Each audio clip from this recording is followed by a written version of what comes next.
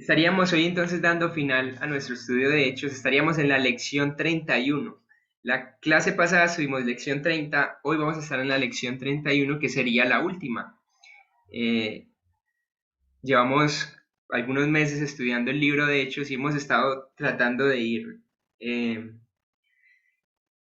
quizás uno podría ir más profundo, pero por lo menos ahora tenemos un contexto general de lo que es el libro de hechos. Entonces, se van a dar cuenta que esto que se hizo hoy, el entender un poco la escritura hoy, muy probablemente si ustedes vuelven alguna vez a estudiar el libro de Hechos, el conocimiento inmediatamente el Espíritu Santo les va a guiar a decir, ah, verdad que esto ya lo vimos, y ya los va a llevar a una comprensión más profunda de su palabra. Se los confieso porque me ha pasado estos días, estoy llevando una clase de historia de la iglesia. Y alguna vez yo vi eso en Alcance Mundial un poco, creo que también lo vi por allá en el seminario, algunas cosas. Y por esos días que la volví a ver, es deleitante como estar comprendiendo todo, cómo empezó todo con hechos, los discípulos, el último discípulo que fue Juan, por ejemplo, cómo de ahí siguió la iglesia y se nos cuenta de otras maneras. Entonces todo ese conocimiento se ha refrescado y ahora lo asimilo, lo entiendo más y lo abrazo más. Entonces no es en vano ese tiempo que han estado estudiando el libro de Hechos, porque se van a dar cuenta que en un futuro, cuando lo vuelvan a estudiar o cuando lo enseñen, va a ser bien, bien refrescante. Entonces hoy nos sumergimos en el capítulo 27 y les invito a ir ahí en el libro de Hechos, capítulo 27, y vamos a estar viendo los últimos dos capítulos de lo que escribió Lucas a Teófilo, ¿cierto? Entonces vamos a estar ahí. Hechos capítulo 27. Voy a compartir por acá en pantalla de ustedes la, la diapositiva.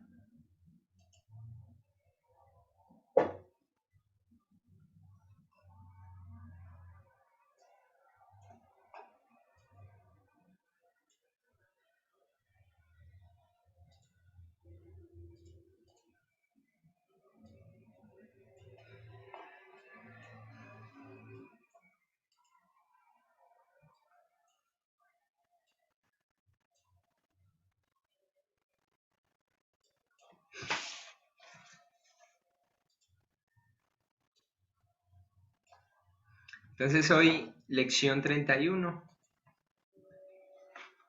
Y estuvimos viendo este grafiquito un poco, si ustedes miran ahí en sus notas, eh, este grafiquito que es de la última sección del libro, estamos en la sección 6 del grafiquito que vimos donde comienza en Jerusalén y termina en Roma. Finalmente en nuestro viaje llegamos a esta parte, ¿no? A la parte de Roma.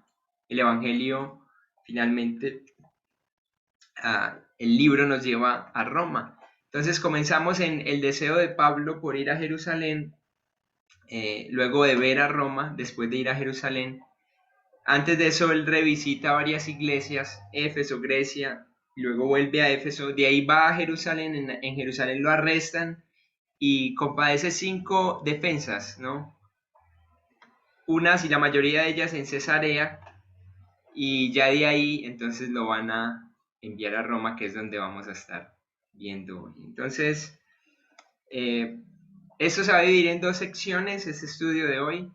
La primera sección es el viaje a Roma como tal, que lo vamos a tener en los capítulos 27, 1 al 28, 15. Y ya de ahí, después del 28, 15, ya vamos a estar en Roma como tal. Finalmente en Roma. Piensen un poco en eso, ¿no? Si ustedes al día de hoy quizás piensan en qué es Roma al día de hoy, es una de las capitales católicas más potentes, ¿cierto? Que hay. Ahí fue donde en cierto modo empezó todo, y si uno ya se va en la historia de la iglesia, después de Pablo estar ahí, se van a dar cuenta que empiezan a haber varios obispos, hermanos entre las iglesias, pero de ahí sale uno que otro que empezó a enseñar cosas diferentes y se empieza a distorsionar un montón la verdad y llegamos al día de hoy. y nos encontramos con lo que tenemos hoy día. Pero eso ya es parte de lo que sigue de la historia y después de Hechos. Recuerden que Hechos es un libro histórico y nos va a estar contando varios sucesos después de la muerte del Señor Jesucristo. Entonces vamos a comenzar con la primera parte, que sería este viaje a Roma. Y aquí quisiera leer este comentario de Bruce. Dice que la narración que hace Lucas del viaje y del naufragio de Pablo rumbo a Italia es un pequeño clásico por derecho propio. Una pieza de literatura descriptiva tan gráfica como cualquier otra en la Biblia. Y si ustedes se tomaron el trabajo de leer todo el libro de Hechos, cuando uno empieza a llegar a estos últimos capítulos, uno no quiere parar de leerlo porque uno empieza a observar la película que está sucediendo, ¿no? Todo el naufragio, el hecho que pasan meses y meses así, o a Pablo lo muerde una serpiente, llega a un lugar y ahí va y sana mucha gente, y todo ese proceso hasta llegar a Roma. Es como y este autor resalta eso, es una pieza de literatura bien valiosa, bien descriptiva, bien gráfica. Entonces, para llegar de Cesarea, recuerden que estamos en Cesarea, donde se le ha hecho donde Pablo ha tenido que presentar varias defensas, y ahí en Cesarea, entonces, para ir a Roma, él tiene que tomar 3 barcos. Entonces, vamos a estar como enfocándonos en eso. Desde Cesarea hasta Roma, él va a tomar 3 barcos. Para uno es un poco difícil entender ese contexto porque nosotros usualmente no nos movemos en barco, pero para ellos era algo más común, ¿no? Era como usted ir y montar en un bus y viajar de una ciudad a otra por días o por horas, o inclusive montarse en un vuelo que dure 15, 18 horas hasta el otro lado del mundo. Para Pablo era como, listo, se iban a montar en un barco, iban a estar yendo de lugar en lugar hasta finalmente llegar a Roma. Pero todo esto no fue así de simple como llegamos y salimos, sino que se van a dar cuenta que tuvo varias escalas, ¿cierto? Entonces quisiera acá entrar al barco número 1 y quisiera que alguien me colaborara leyendo capítulo 27, versículo 1 al 5.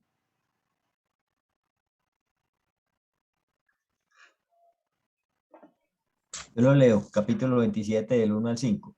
Sí, señor. ¿Se me escucha bien? Sí. ¿Se está escuchando bien?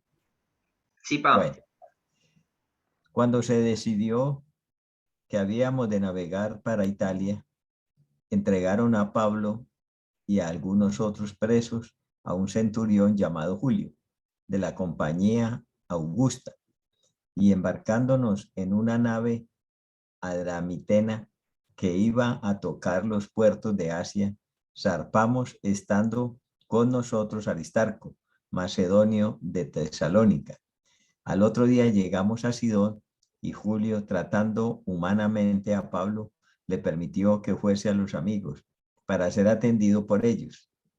Y haciéndonos a la vela, desde allí navegamos a Sotavento de Chipre, porque los vientos eran contrarios. Habiendo atravesado el mar frente a Cilicia y Panfilia, arrimamos a Mira, ciudad de Licia. ¿Hasta el qué? 5. Ahí está bien, pa. Ajá. Hay muchos detalles ahí interesantes. Uno de los primeros, bueno, sería mostrar el mapa para que entiendan un poco lo de este viaje. Salen de Cesarea y van a arribar en esta parte. Ustedes lo pueden ir ahí quizás dibujando en su mapita, en el mapita que tienen ahí en los apuntes. Y ese primer viaje aparentemente pues es sin problema, ¿cierto? No hay como algo mayor, solo sí dice que los vientos eran contrarios. O sea que ellos intentaban navegar en una dirección y los vientos iban en su contra. Y ese es el primer viaje con el primer barco, el número 1.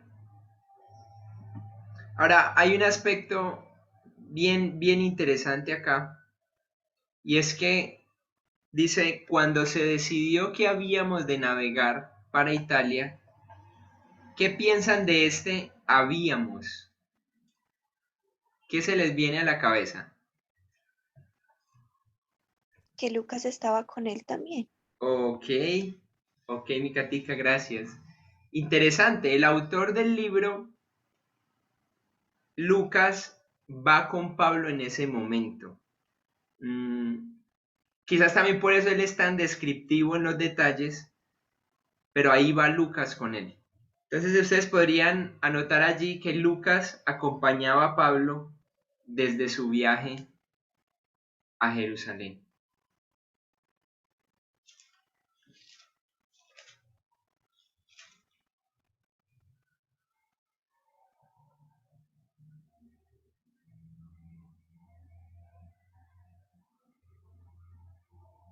Y eso va a empezar desde el capítulo 20, versículo 5. Se van a dar cuenta que Pablo va a estar con él. Les voy a leer inclusive el pasaje, dice, estos, habiéndose adelantado, nos esperaron en Troas. Ahí se está incluyendo Lucas. Y si nosotros, pasados los días de los panes sin levadura, navegamos de Filipos y en 5 días nos reunimos con ellos en Troas, donde nos quedamos 7 días. Y ahí empieza a involucrarse Lucas acompañando a Pablo. Un hombre que no había visto a Jesús con Pablo, que sí lo había visto. Y eso era un buen dato. Sí, Katica.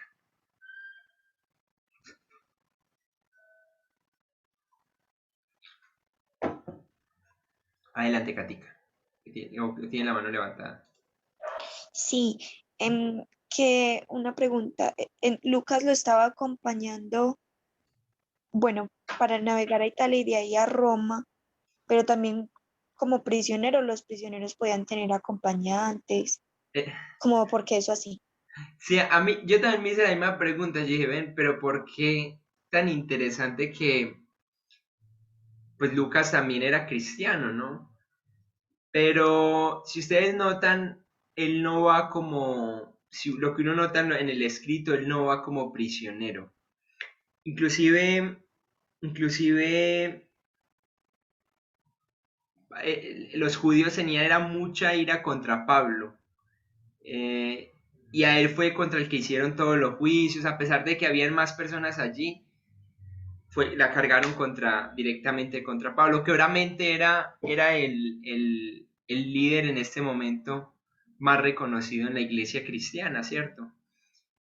Pero a mí también se me hizo interesante que él iba en un barco que Lucas iba en el barco, sabiendo que Lucas también eh, era creyente. Entonces es un dato ahí interesante que se podría ver. Avancemos un poco, ¿no? El primer barco entonces podríamos decir que es un viaje sin problemas, el número 1. Luego vamos a ir al barco número 2, que sería capítulo 27, desde el versículo 6. Aquí hay un puntico interesante y es este centurión que los acompañaba, dice que se llamaba Julio, y dice que trataba en cierto modo, con humanidad a Pablo, ¿cierto? No era como, usted no puede hacer nada, sino que llegó a este lugar y permitió que Pablo se reuniera con, con, con gente conocida allí en este lugar. Muy particular, ¿no? Muy particular. Pero de una otra forma Dios le permitió hallar gracia en él. El barco número 2, y aquí quisiera que me colaboraran con varias lecturas. La primera lectura iría desde el versículo 6 hasta el versículo 14, y luego 20 al 24 y 37 al 44. Entonces, si alguien se anima a leer la primera porción, que sería capítulo 27, versículo 6 al 14.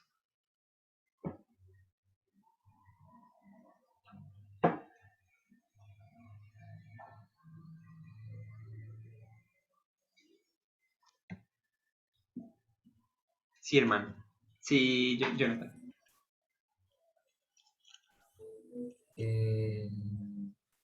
Ahí me escuchas bien, bro. Suavecito, pero lo escuchamos, sí. Sí, sí me escucha. Ahí Ahí mejor. mejor, sí. Bueno, vamos a intentar a ver. Bueno, dice, y hallando allí el centurión una nave alejandrina que zarpaba para Italia, nos embarcó en ella, navegando muchos días despacio y llegando a duras penas frente a Nilo, porque nos impedía el viento. Navegamos a Sotavento de Creta frente a Salmón. Y costeándola con dificultad llegamos a un lugar que llaman Buenos Puertos, cerca del cual está la ciudad de la Sea.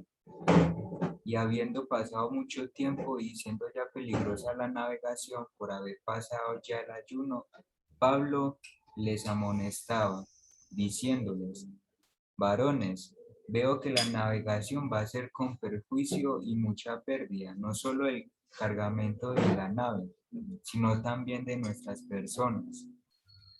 Pero el centurión daba más crédito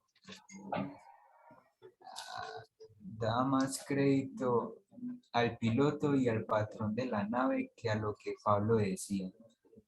Y siendo incómodo el puerto para invernar, la mayoría acordó zarpar también de allí, por si pudiesen arribar a Fenice, puerto de Creta que mira al nordeste y sudeste, e invernar allí.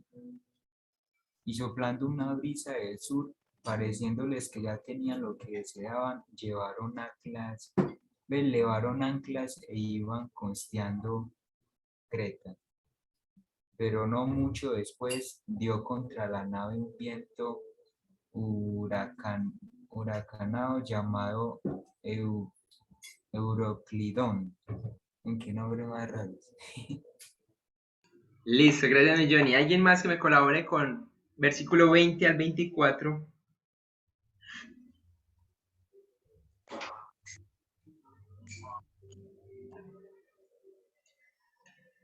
Buenas noches. Hola, Fabi. Bueno, ahí voy. Hágale.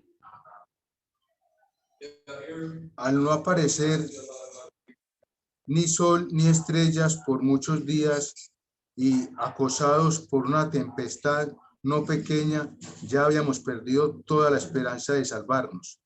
Entonces Pablo, como hacía ya mucho que no comíamos, puesto en pie en medio de ellos, dijo: habría sido por cierto conveniente haberme oído y no zarpar de Creta tan solo para recibir este prejuicio y pérdida.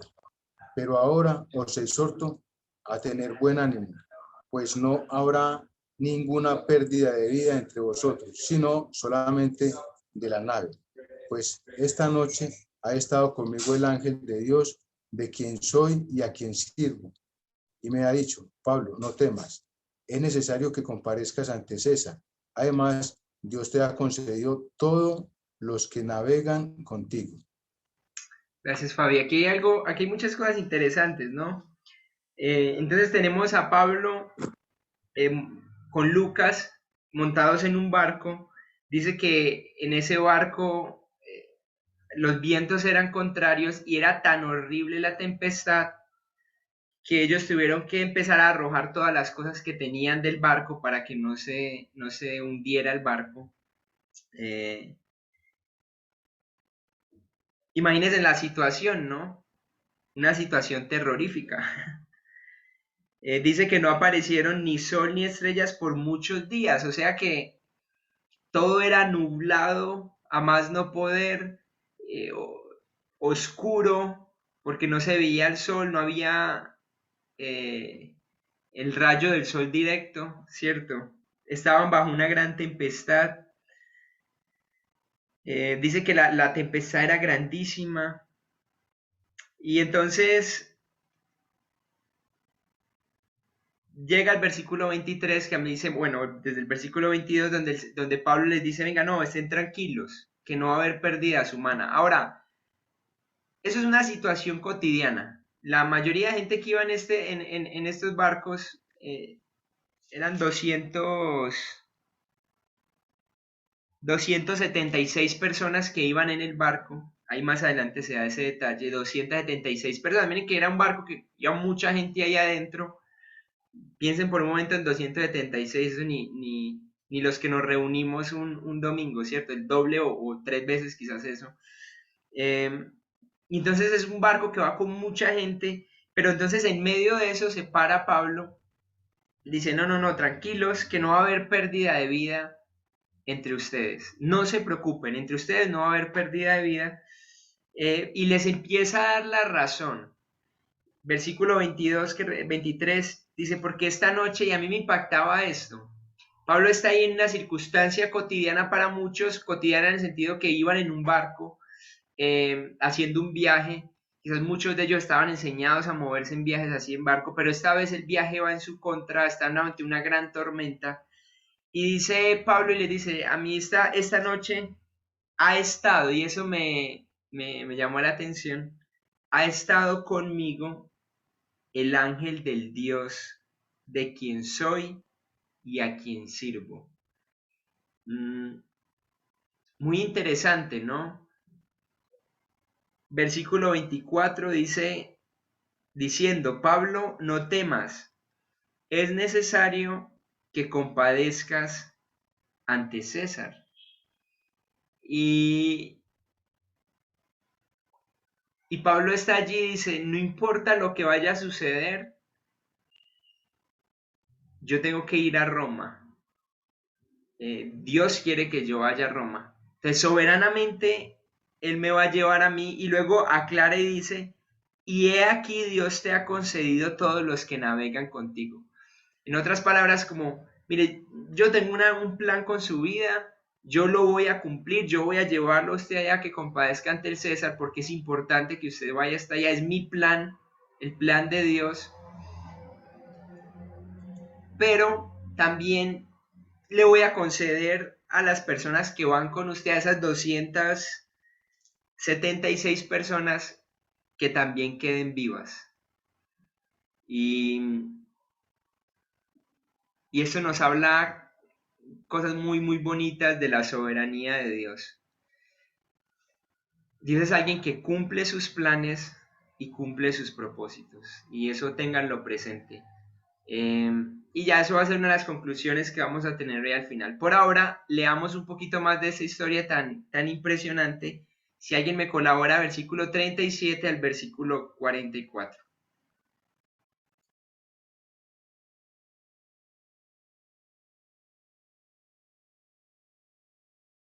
Estamos en Andy, Lucas. Uh-huh. en Hechos. Hechos. Espérame un momentico y ya. 37 al 44. Dice así.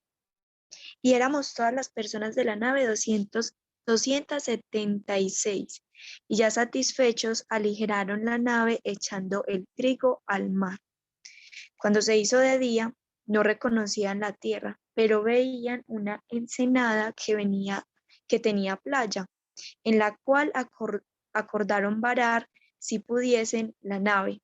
Cortando pues las anclas, las dejaron en el mar, largando también las amarras del timón, e izada al viento la vela de proa, enfilaron hacia la playa. Pero dando en un lugar de 2 aguas, hicieron encallar la nave, y la proa hincada quedó inmóvil, y la popa se abría con la violencia del mar. Entonces los soldados acordaron matar a los presos para que ninguno se fugase nadando. Pero el centurión, queriendo salvar a Pablo, les impidió este intento y mandó que los que se pudiesen nadar se echasen los primeros y saliesen a tierra. Y los demás parten tablas, parten cosas de la nave, y así aconteció que todos se salvaron saliendo a tierra. Gracias, Katica. Esa es una historia muy interesante, ¿no? Finalmente zarpan y llegan a ese sería su segundo barco, que harían más o menos este recorrido. Imagínense en tanto tiempo estar hacia la deriva en un viaje en un barco. Para mí es un poquito terrorífico.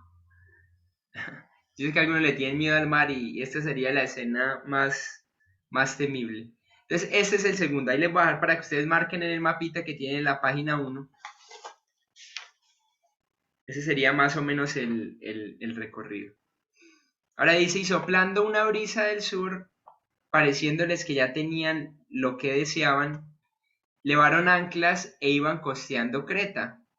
Pero no mucho después dio contra la nave un viento huracanado llamado Euroclidón. Entonces, un primer punto sería, dio contra la nave un viento huracanado.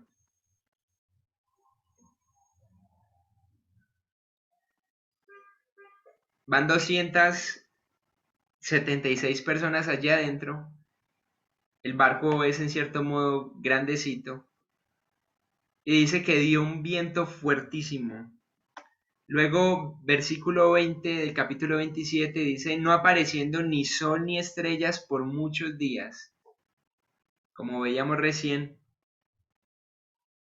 Y es un punto a recordar allí, debe ser este, y es que estos barcos eran antiguos, en ese tiempo no existía ni brújula ni sextante.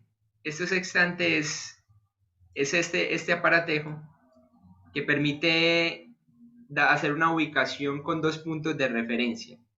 Pero es un instrumento que se inventó ya mucho más acá en los tiempos, ¿cierto? Entonces ellos no tenían nada y en días nublados y oscuros no tenían manera de hallar su camino. O sea que cuando se nublaba y estaba oscuro, ellos quedaban literal a la despensa del mar. El punto número 3 ahí sería, este es el 14º día que veláis y dice, y permanecéis en ayunas sin comer nada. Dice en el versículo 33, que ese no lo leímos. Y es que Pablo les anima y les dice, no vengan, ya encallamos acá, sentimos que estamos llegando a un lugar, no sabemos a dónde porque todo estaba oscuro, pero esperemos al otro día, les dice. Esperemos al otro día y miramos qué hacemos. Si quieren, coman, porque llevamos muchos días sin comer y es necesario que ustedes coman algo. Les exhorta Pablo ahí en el barco a la gente que va allí. Y Pablo también nota que algunos de en realidad los marineros querían huir de la nave. Entonces, Pablo lo que va a hacer es decirles, venga, si ellos se vuelan, nosotros no nos vamos a poder salvar, no se pueden volar. Y estos barcos grandes tenían un barquito más pequeño o una especie de canoa que la usaban para ir de tierra hasta el barco, ¿cierto? Y es muy interesante que ellos iban a usar ese barquito para volarse, pero entonces lo que hacen los soldados, los de la guardia, es cortar el barquito y dejarlo también ir a la deriva para que nadie se volara del barco. Dice que encallaron en un lugar y la popa se abría con la violencia del mar. Es decir, estaban en una situación realmente crítica, llevaban muchos días sin comer, ya no tenían sus pertenencias ahí en el barco, estaban ahí en la oscuridad. Y entonces sale una pregunta acá, ¿no? Y es, ¿qué de Pablo? ¿Qué hace Pablo ante esta circunstancia? Y vamos a tener aquí acotar algunas acciones de Pablo en medio de la tormenta. Y la primera, él les dice al principio, no sé si lo recuerdan, él les dice, no debemos de viajar, le dice a los dirigentes, dicen, hey, nosotros no deberíamos de viajar porque esta ya no es época para viajar. Según eso era antes de comenzar el invierno, y entonces dicen, no es debido viajar, pero la mayoría de gente se pone de acuerdo y dice, no, vámonos. Inclusive luego se los va a echar un poco en cara a los que iban ahí, como, hey, me hubieran hecho caso desde un principio. Versículo 21 al 26 les dice, tened ánimo, Entonces, primero Pablo da una advertencia, luego les dice, ¿sabe que tengan ánimo? Había tenido una visión del Señor diciendo que todos saldrían salvos. Imagínense la situación de pánico de la gente alrededor y Pablo con la convicción de que Dios mismo le había revelado que iba a estar bien. Entonces, él podía estar, el barco, yo qué sé, moviéndose así terriblemente, gritos de la gente, susto, pánico, oscuridad, con hambre, pero él estaba convencido que Dios iba a cumplir su propósito en él, con él. Y entonces eso iba a cambiar la circunstancia. La circunstancia ya iba a ser asimilada por él de otra forma e inclusive él la iba a usar para darle ánimo a las otras personas que iban en el barco. Les dice, quédense en el barco.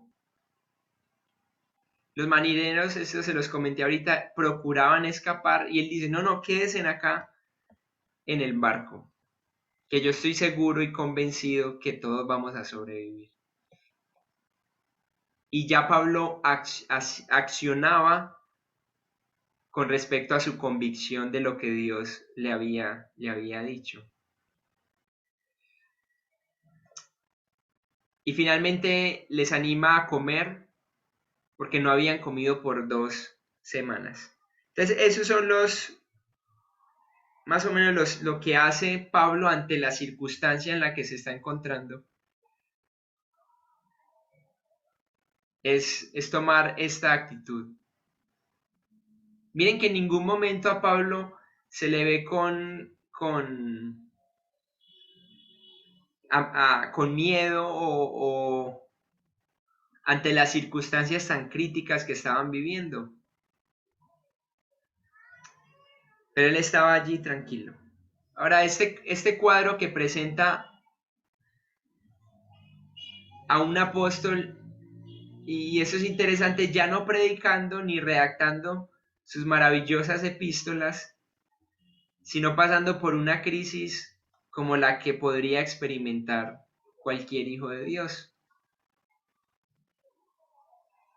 Y eso es un buen comentario, ¿no? Porque ahí estaba Pablo con un montón de gente en un barco y está llevando diríamos, ese evangelio teológico que probablemente había llevado cuando escribió Romanos, cuando escribió a los Corintios, cuando escribió a los Éfesos, cuando escribió a Timoteo, a Tito. Probablemente ahí estaba ese hombre con toda esa sabiduría, está viviendo una circunstancia normal de la vida que podría experimentar cualquier hijo de Dios. Y esto nos podría decir que él era una persona piadosa en un contexto impío, como cualquiera de nosotros.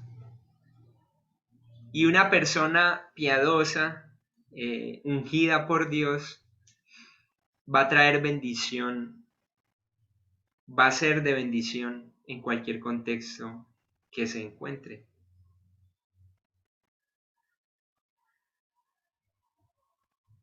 Con esto yo quisiera animarlos a pensar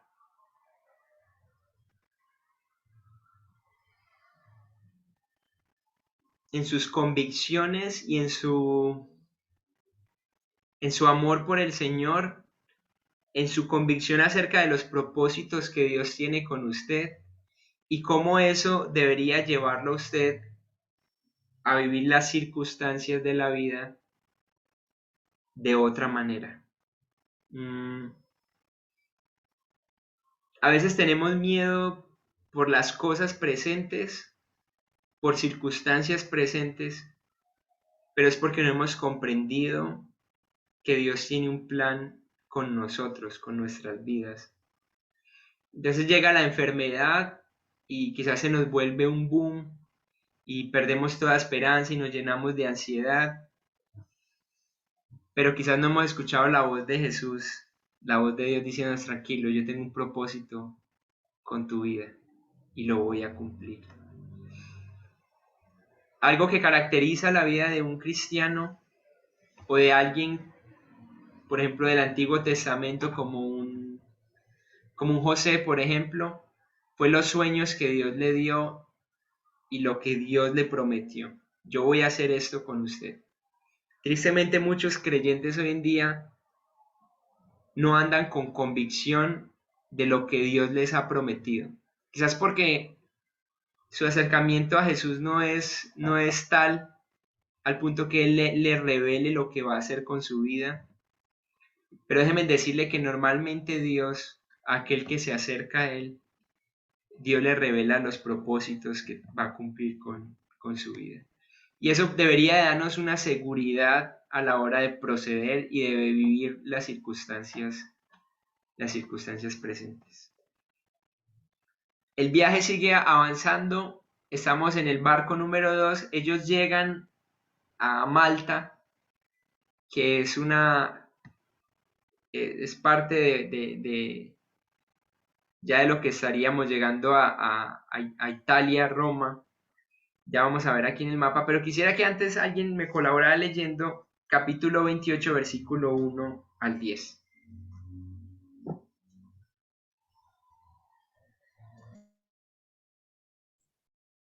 Yo lo leo. Estando ya a salvo, supimos que la isla se llamaba Malta y los naturales nos trataron con no poca humanidad, porque encendiendo un fuego nos recibieron a todos a causa de la lluvia que caía y del frío. Entonces, habiendo recogido Pablo algunas ramas secas, las echó al fuego, y una víbora, huyendo del calor, se le prendió en la mano. Cuando los naturales vieron la víbora colgando de su mano, se decían unos a otros: ciertamente este hombre es homicida, a quien escapado del mar la justicia no deja vivir. Pero él, sacudiendo la víbora en el fuego, ningún daño padeció. Ellos estaban esperando que él se hinchase o cayese muerto de repente, mas habiendo esperado mucho y viendo que ningún mal le venía, cambiaron de parecer y dijeron que era un dios. En aquellos lugares había propiedades del hombre principal de la isla, llamado Publio, quien nos recibió y hospedó solícitamente 3 días. Y aconteció que el padre de Publio estaba en cama, enfermo de fiebre y de disentería. Y entró Pablo a verle, y después de haber orado, le impuso las manos y le sanó.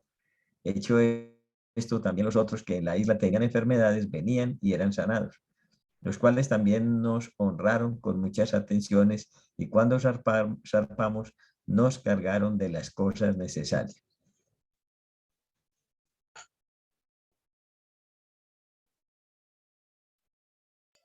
Ok, entonces aquí nos encontramos en la parte final, ¿cierto? En la isla de Malta. El Señor está cumpliendo su propósito con Pablo en la tierra. Y ahí está, en Malta. Esto lo pueden marcar ahí en sus mapitas. Les voy a dar un espaciecito, está en la primera página. Y ahí lo pueden marcar.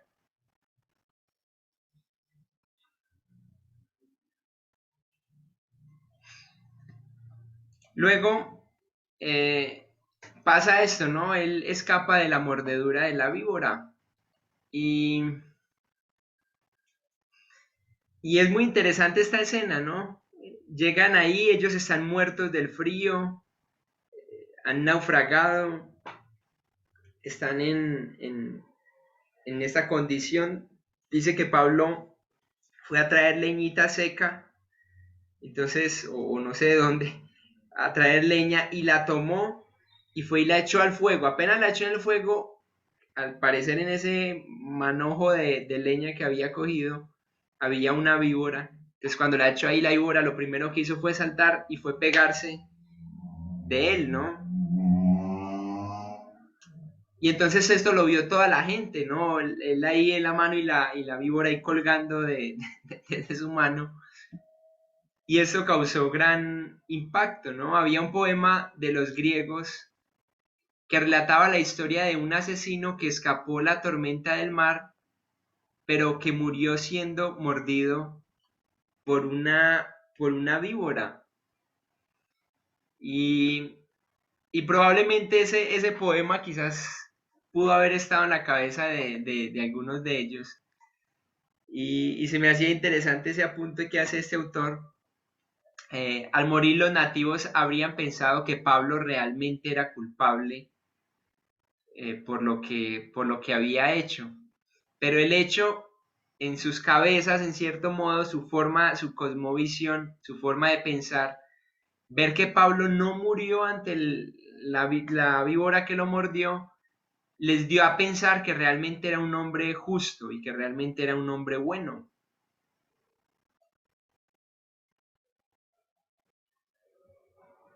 Y de allí entonces dice que sana al padre de Publio, hombre principal, y a otros enfermos. Recuerden que lo que está haciendo el Señor con Pablo es confirmar el Evangelio, porque probablemente el Evangelio ya había llegado hasta allá, pero ahora lo que está haciendo con Pablo es confirmarlo con señales, con milagros, ¿no? Y entonces aquí sana al padre de este hombre Publio, que era un hombre principal, y dice que ese día sanó también a otros enfermos. Y donde llegaba Pablo hallaba gracia.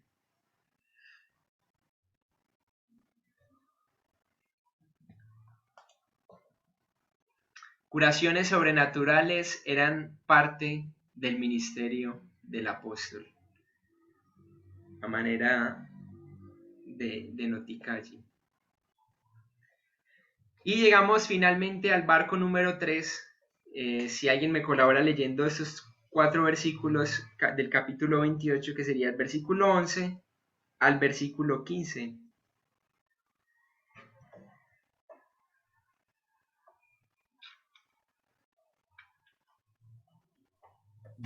Bro, yo lo leo.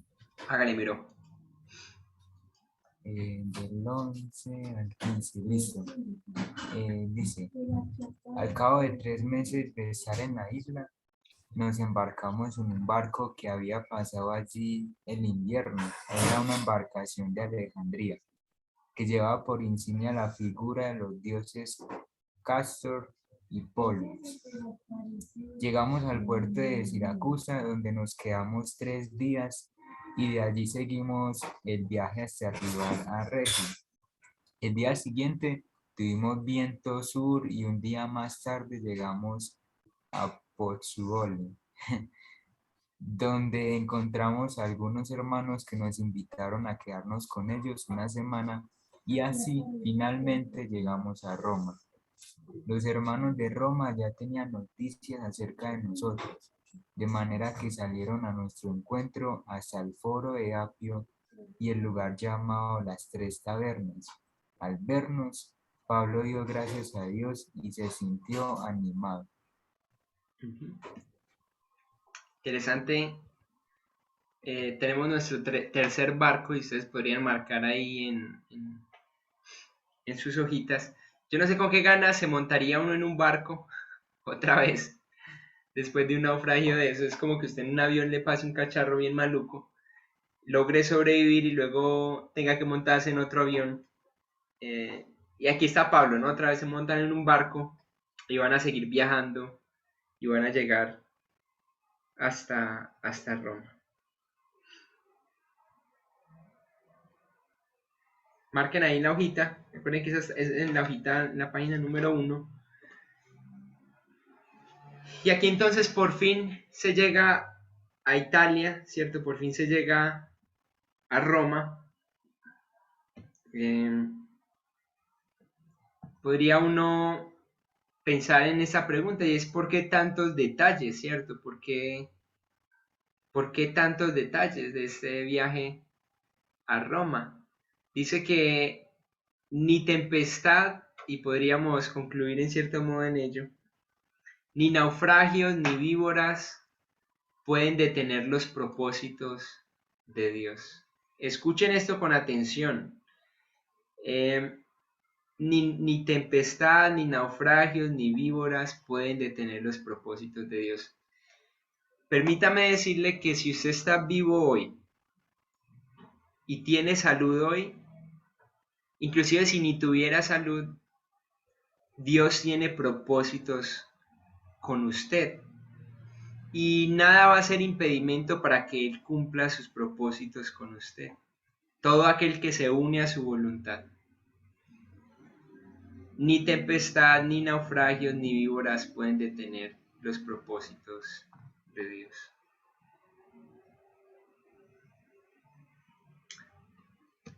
Ahora, otra parte importante aquí es que se va a reforzar el patrón de la segunda mitad de Hechos. Recuerden esto, ¿no? Los judíos rechazan y los gentiles aceptan. Esto pues no nos da tiempo para leerlo.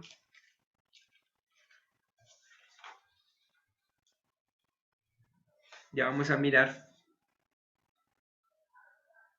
Pero esto va a ser clave en el viaje a Roma también. Ahí en Roma, él va a hablar con los principales de los judíos y ellos igual van a negar el evangelio. Y entonces él va a decir, no, entonces yo me voy a hablarle a los gentiles, que ellos iban a escuchar.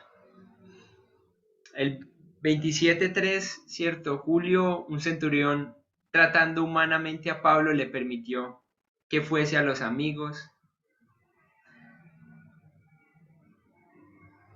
Luego miren cómo el Señor obra soberanamente, ¿cierto? Dice que el centurión, queriendo salvar a Pablo, y finalmente dice, y los naturales de Malta nos trataron con no poca humanidad. Ese no poca humanidad o humanamente, en palabras nuestras sería que nos trataron con mucha amabilidad, ¿no?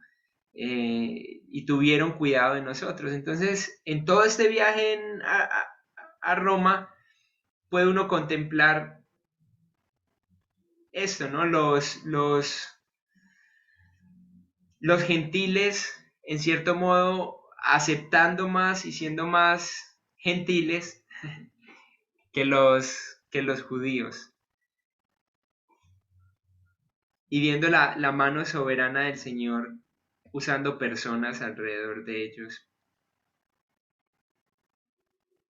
Ahora, por fin Roma, ¿cierto? Capítulo 28, versículo 16 al 31.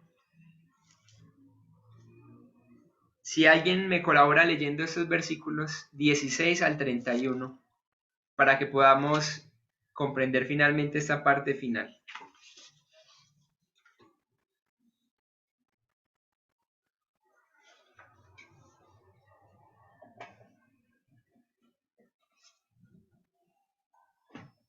Versículo 16 al 31. Dale, Hernancito. Bueno, dice Hechos capítulo 28, 16, desde el 16 dice. Cuando llegamos a Roma, el centurión entregó los presos al prefecto militar, pero a Pablo se le permitió vivir aparte, con un soldado que le custodiase.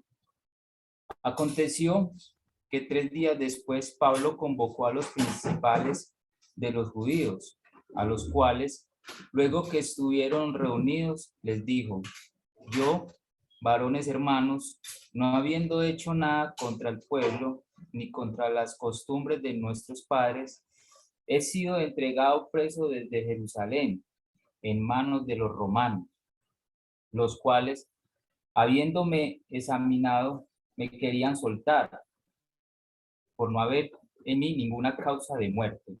Pero oponiéndose los judíos, me vi obligado a pelear a César, no porque tenga de qué acusar a mi nación. Así que por esta causa os he llamado para veros y hablaros, porque por la esperanza de Israel estoy sujeto con esta cadena. Entonces ellos le dijeron: nosotros ni hemos recibido de Judea cartas acerca de ti, ni ha venido alguno de los hermanos que haya denunciado o hablado algún mal de ti, pero querríamos oír de ti lo que piensas, porque de esta secta nos es notorio que en todas partes se habla contra ella.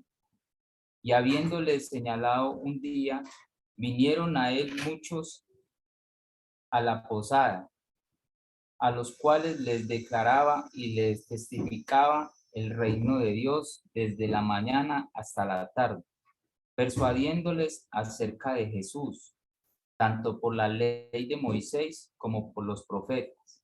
Y algunos así asentían a lo que, a lo que decía, pero otros no creían.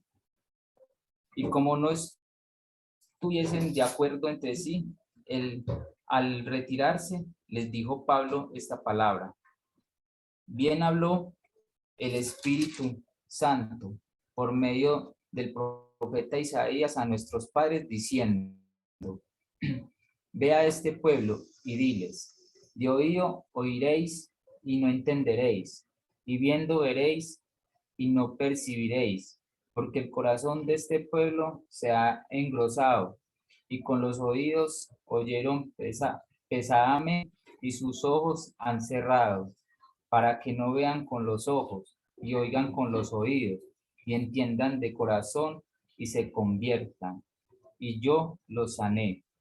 Sabed, pues, que a los gentiles es enviada esta salvación de Dios, y ellos oirán. Y cuando hubo dicho esto, los judíos se fueron, teniendo gran discusión entre sí. Y Pablo permaneció 2 años enteros en una casa alquilada y recibía a todos los que a él venían, predicando el reino de Dios y enseñando acerca del Señor Jesucristo abiertamente y sin impedimento. Gracias, mi Hernancito. Por fin entonces se llega a Roma en todo este viaje que se ha hecho. Hemos visto cómo Lucas nos ha llevado desde Jerusalén finalmente a Roma, un avance geográfico.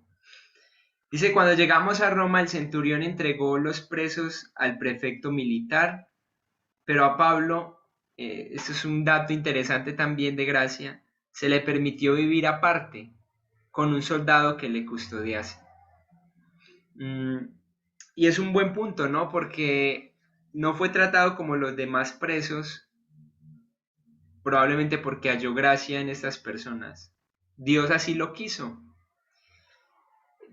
Pablo en una casa alquilada, según se nos dice allí, y hay un autor que dice que probablemente reanudó la fabricación de tiendas con el fin de pagar sus gastos, muy probablemente, o quizás también recibía ofrendas, pero era un hombre que a pesar de su encierro, probablemente nunca, probablemente no se quedó quieto y no dejó de predicar el Evangelio, y eso es lo que muestran ahí los versículos finales. Entonces, probablemente pudo haber reanudado la fabricación de tiendas. Él era su oficio y él sabía cómo hacerlo. Si uno repasa entonces el capítulo 28, ¿cierto? Y lo que leímos, uno podría decir, Lucas está acabando de escribir el libro, Pablo apeló al César, ¿cierto? Entonces me imagino que en sus últimos capítulos Lucas va a decir, venga, ¿qué fue lo que pasó cuando él apeló al César? ¿Qué respondió el César? ¿O cómo fue eso allí? Pero su apelación de Pablo a César no se nos da dato por parte de Lucas. O sea que el enfoque de Lucas no va a ser la defensa del Evangelio ante el César, sino que va a ser esto, y es al judío primeramente y también al griego. Al judío primeramente y también al griego. Ahora, esa parte de al judío primeramente es es interesante que dice que 3 días después Pablo inmediatamente llega a Roma. Dice que Pablo convocó a los principales de los judíos de allá para explicar su caso y testificarles el reino de Dios. Entonces les va a decir, venga, yo estaba en Jerusalén y se me estaba acusando por esto, esto y esto mal, pero nadie de las personas, de los romanos pudieron encontrar en mí algo malo, porque yo no he hecho algo en contra de la ley. Y entonces va a explicarle a los principales de ahí de Roma su caso y les va obviamente a testificar del Señor Jesucristo. ¿Para cuál fue el resultado? Bueno, una de las cosas que hemos visto en todo el libro y es que algunos asentían a lo que Pablo les decía, pero otros no creían. Año 2020-21, jóvenes el sábado compartiendo el Evangelio. Pasó exactamente lo mismo. Algunos asentían, pero otros simplemente no creían. El mismo patrón se sigue hasta el día de hoy. Y luego, y también al griego, entonces al judío primeramente, y él llega ahí a Roma y lo primero que hace es va a buscar a los judíos y les va a expresar lo del Señor Jesucristo a través de la ley de Moisés y va a compartirles. Pero luego dice, bueno, también vamos al griego. A los gentiles es enviada esta salvación de Dios. Y muy interesante que dice, y ellos oirán. Y esto se lo estaba diciendo a los judíos. Entonces, en resumen, de este al judío primeramente y también al griego, podría decir uno, los judíos rechazaron, pero los gentiles aceptaban lo que se les compartía.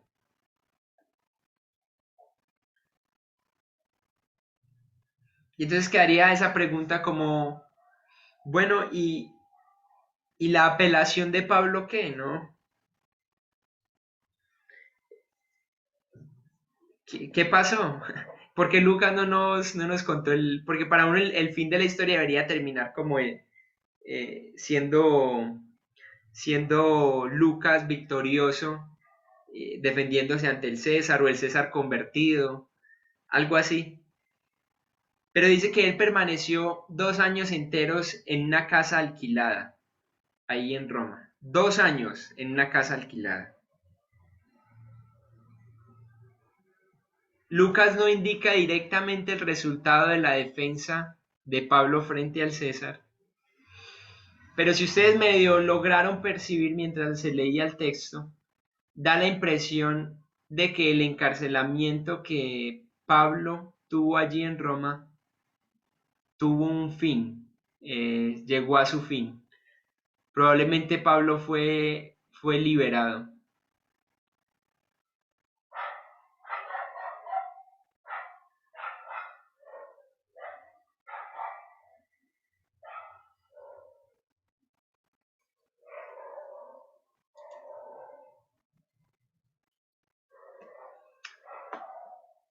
Y bueno, finalmente se da una última palabra y esto va a terminar de una forma especial.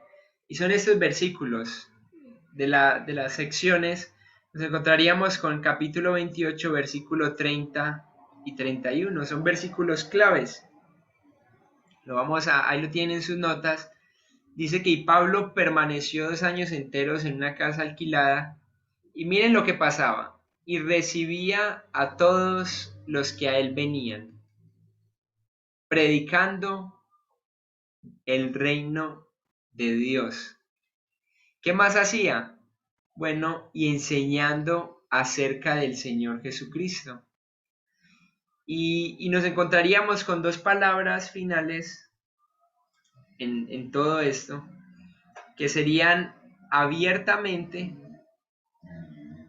¿cierto? Y la otra sería y sin impedimento. Entonces, ¿qué hacía Pablo abiertamente y sin impedimento? Bueno, predicar el reino y enseñar acerca del Señor Jesús. Algo que no podía hacer cuando estaba libre en ciertas zonas que él visitó. Inclusive en el mismo Jerusalén, él ahí no podía predicar libremente del reino y no podía enseñar acerca de Jesucristo. Pero ahí en Roma, en la condición que estaba, eso es interesante, encarcelado, dice que podía predicar abiertamente y sin impedimento. Y aquí la última palabra, en el original, akeluthos, y es sin impedimento. Acolutos, perdón. Sin impedimento. O sea que no había nada que se opusiera a que la palabra del Señor Jesús, a que el Evangelio de Jesús se pudiera comunicar o cumplir su propósito.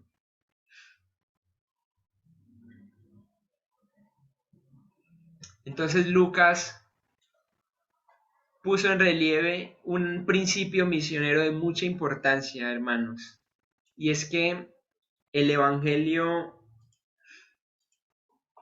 sobrepasó todo impedimento y barrera que estorbara su avance mundial. El Evangelio se extendió, se va a extender, y la escena final que tenemos en Apocalipsis, donde dice que gente de toda lengua, tribu, nación, va a estar adorando el nombre de Dios, se va a cumplir. Sea que usted lo crea o no, sea que usted abrace ese principio, sea que usted evangelice o no, Dios va a cumplir su propósito en la tierra.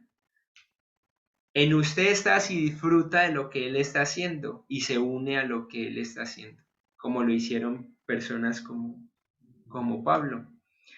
Y esta palabra sin impedimentos no podría pensar en todo esto, y es la persecución. Recuerden, desde el principio con Esteban nos encontramos con persecución, encarcelamientos de Pedro, persecución, oposición, pero el Evangelio seguía. Y Satanás trataba de refrenarlo con persecución, amenazando a los creyentes para que no lo hablaran, y el Evangelio seguía. Las barreras religiosas que habían del judaísmo no tampoco fueron un impedimento. Las barreras lingüísticas, en muchas ocasiones, inclusive comenzando desde el Pentecostés,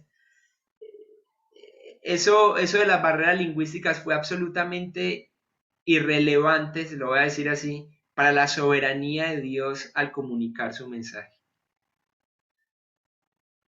No fue un impedimento para que Dios cumpliera su obra. Las barreras culturales, tampoco. Las barreras geográficas, menos, ¿no? Y eso se demuestra con el viaje de Pablo. Y entonces ante esto, y así quisiera cerrar este tiempo con el libro de Hechos, con esta diapositiva, y es que el reino de Dios sigue avanzando según los propósitos de Dios, a pesar de la oposición del enemigo.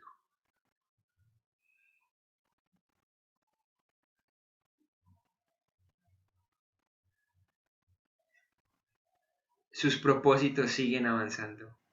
El reino de Dios sigue avanzando, a pesar de la oposición. Y eso tiene mucho que ver con la gracia que Dios tiene para con nosotros al usarnos. Tiene que ver mucho con nuestra pasión por ir y predicar el Evangelio. Y ahí terminaría este libro, ¿no? Ahí terminaríamos con esas dos palabras, ¿no? O esa palabra final, se predicaba abiertamente y sin impedimento. O sea que no hay nada que pueda detener el poder del Evangelio. Usted puede pensar en China y dice, no, pero allá sí hay impedimento. No. En Afganistán en este momento no hay impedimento, no. Porque la persecución, porque el hambre, la muerte, nada puede detener el poder del Evangelio en sí mismo. Y entonces así terminaríamos nuestro libro de Hechos. Este viaje asombroso que hemos tenido, invitándole a que si usted tiene las notas de pronto incompletas, entre hoy y mañana voy a estar tratando de subir los videos que faltan 3 por subir, y apenas estén todos, entonces si usted no tiene aún las notas o todo, pues bueno, tómese la tareita de finalizar las notas. Es un muy buen material con el que usted va a quedar ahí. No es un material perfecto, y porque no es inspirado por Dios, pero preste la atención, léalo, repáselo cuando sea necesario y entienda cómo el Evangelio empezó en Jerusalén, terminó en Roma, pero hoy en el 2021 ha llegado hasta usted en Colombia. Y eso es debido a unos hombres que estuvieron dispuestos a morir por el Evangelio. Y la pregunta sería, ¿está usted dispuesto hoy a morir por el Evangelio para que llegue a otras personas hasta lo último de la tierra? Entonces quisiera terminar ese tiempo con una palabra de oración y así daríamos por terminado este estudio. Vamos a orar. Señor, gracias por esos días que nos permitiste tener en el libro de Hechos. Estudiar tu palabra, Señor, nos refresca,